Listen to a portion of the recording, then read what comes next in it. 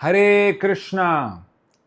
आज इस वीडियो में आप सबके सामने हम एकादशी व्रत जो आने वाला है, आषाढ़ी एकादशी व देवशयन एकादशी व इस एकादशी वो जो कि बहुत बड़ा फेमस एकादशी है, उसके बारे में बताऊंगा कैसे करते हैं, क्या करते हैं। अगर पहली बार एकादशी के बारे में जान रहे तो ऑलरेडी हमने एकादशी का व्रत कैसे किया जाता है हमने और एक वीडियो बनाया है, यहाँ पर टीजर में है, देख लीजिए एक बार, जिसमें आपको डिटेल पता चलेगा कि एकादशी व्रत को कैसे किया जाता है। इस वीडियो में मैं आज जस्ट फोकस करूँगा कि इस आषाढ़ी एकादशी जो है, देवशयन एकादशी को कैसे किया जाता है। देखिए, पहले हर कोई एकादशी का व्रत जब किया जाता है तो एकादशी का व्रत का महात्म्य को भी जानना चाहिए कि उस एकादशी किस प्रकार प्रारंभ हुआ, कैसे हुआ। तो इस एकादशी के बारे में युधिष्ठिर महाराज भगवान कृष्ण को प्रश्न करते हैं, पूछ रहे हैं। तो भगवान नारद मुनि और ब्रह्मा जी के बीच में जो संवाद हुआ है उसको भगवान बता रहे हैं कि एक बार सत्ययुग में मांधाता नामक एक राजा था, जो कि बहुत ही धार्मिक राजा था, लेकिन कुछ कारणवशत उसके राज्य में अकाल आ गया था। किसी को खाने के लिए कुछ नहीं मिल रहा था, क्योंकि 3 साल तक बारिश नहीं हुआ था। 3 ईयर कोई बारिश नहीं हुआ था, जिसके कारण लोगों को खाने के लिए कुछ नहीं मिल रहा था। बड़े संकट में थे सब। प्रजा सभा के राजा को निवेदन करते हैं, कृपा करके कुछ करो राजा। तब मांधाता जो राजा है वो जंगल में जाते हैं। जंगल में मुनि जो थे, अंगिरा मुनि तपस्या कर रहे थे, उनको जाके प्रश्न पूछते हैं कि इसका क्या उपचार है, कुछ तो रास्ता बताइए। तब अंगिरा मुनि बोलते हैं कि राजन, ये सत्ययुग है, ऐसा तो नहीं होना चाहिए। सत्ययुग में सब लोग धर्म का 4 स्तंभ जो रहता है, तप, शौच, सत्य, दया, सब पालन करते हैं, तो ऐसा क्यों हो रहा है। और तब अंगिरा ऋषि अपने ध्यान से जब करके देखते हैं कि बोलते हैं कि राजन, तुम्हारा राज्य में एक व्यक्ति जो कि यज्ञ कर रहा है, जिसका योग्यता नहीं है, और वो व्यक्ति यज्ञ कर रहा है जिसके कारण ये सब कारण हो रहा है, उसको हत्या कर दो, उसको दंड दो। जैसे कि अगर पुलिस के पास अगर गन रहेगा तो पुलिस के लिए अच्छा है, लेकिन गन टेररिस्ट के पास चला जाएगा तो अच्छा नहीं है। तो इस प्रकार जिसके पास योग्यता नहीं है उसको अगर शक्ति मिलता है तो कुछ ना कुछ गलत कर सकता है। राजन बोले कि मैं दंड दूंगा, लेकिन अभी तक तो उसने कुछ बुरा किया नहीं है, तो एक व्यक्ति को कैसे मैं बिना कारण दंड दे दूंगा। ऋषि कुछ और रास्ता बताइए।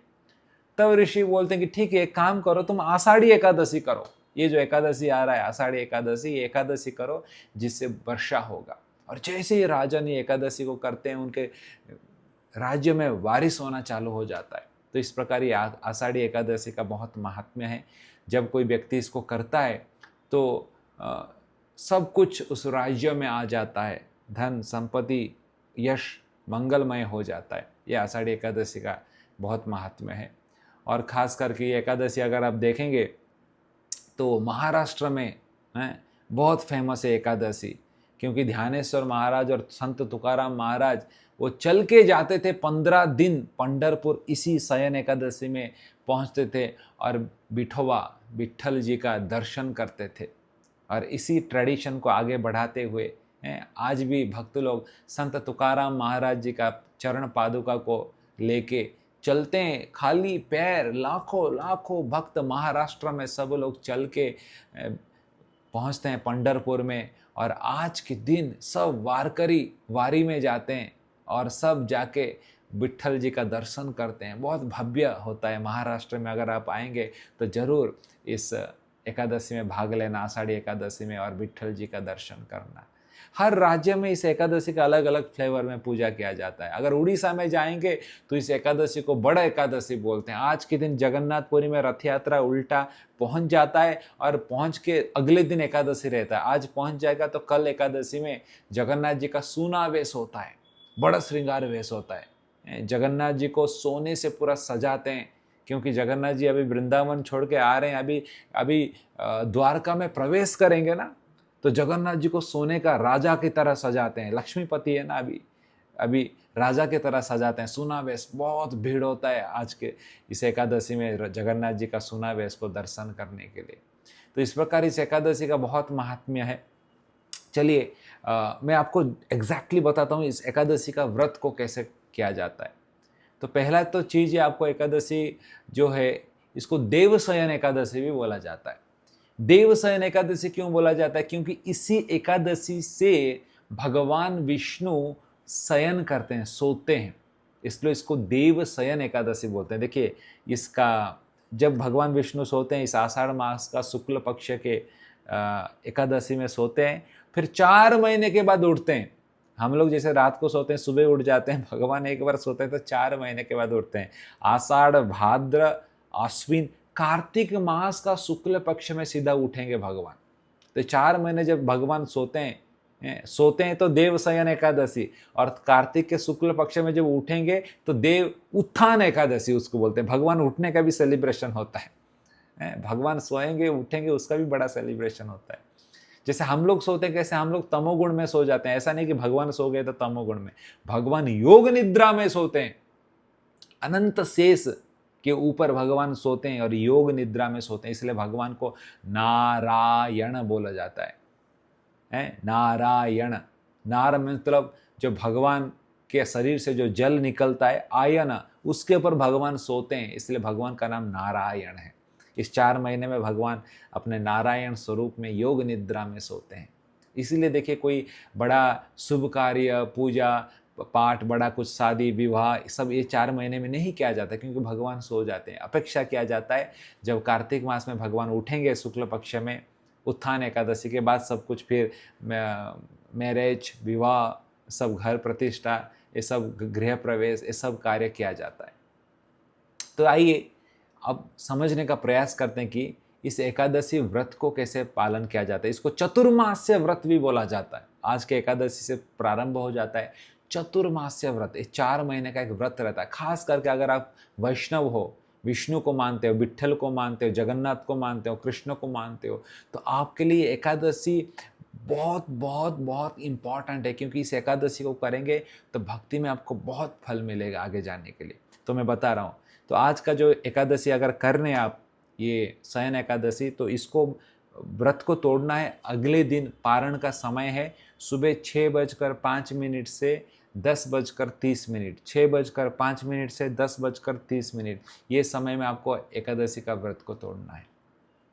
ठीक है, तो ये एकादशी व्रत हो गया। लेकिन अगर चतुर्मास्य व्रत आपको करना है, 4 महीने का जो व्रत आपको अगर करना है, तो क्या करना पड़ेगा। देखिए इस व्रत को बहुत सारा नियम कानून है करने के लिए। कोई दिन में 1 बार खाता है, कोई जमीन में खाता है, कोई हाथ को पीछे करके खाता है। बहुत गौड़ीय वैष्णव इसको पालन करते, कोई दाढ़ी मूछ नहीं काटता है। लेकिन देखिए एक व्रत को रखने के लिए एक न्यूनतम, एक मिनिमम नियम रहता है जो उसको आप तोड़ नहीं सकते। और करने के लिए तो बहुत कुछ है करने के लिए, लेकिन उसके ऊपर ज़्यादा मैं फोकस नहीं करूँगा। लेकिन जो मिनिमम है, जो कि आपको करना चाहिए, उसके ऊपर मैं फोकस करूँगा। तो देखिए 4 महीना मैंने बोला ना, आषाढ़ मास का शुक्ल पक्ष का अभी जो एकादशी चालू हो गया, ये जो एकादशी है, ये देवशयन एकादशी, ये एकादशी से आपको शाक जो खाते हैं ना, शाक, पालक, मेथी, पालक, ग्रीन, लाल माठ, हरा माठ, जिस प्रकार बहुत प्रकार का जो शाक सब्जी रहता है, उससे परहेज रहना, वो नहीं खाना है 1 महीना। ठीक है ना। फिर दूसरा महीना है अभी भाद्र मास में जो शुक्ल पक्ष का एकादशी से आश्विन मास का शुक्ल पक्ष का एकादशी का जो दूसरा महीना रहेगा, उसमें दही वर्जित है, दही नहीं खाना।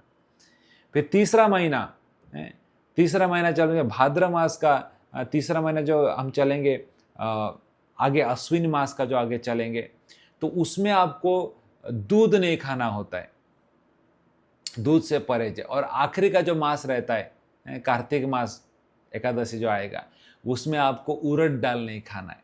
तो ये 4 चीज़ आप ध्यान रखिए, आषाढ़, भाद्र, आश्विन, कार्तिक है।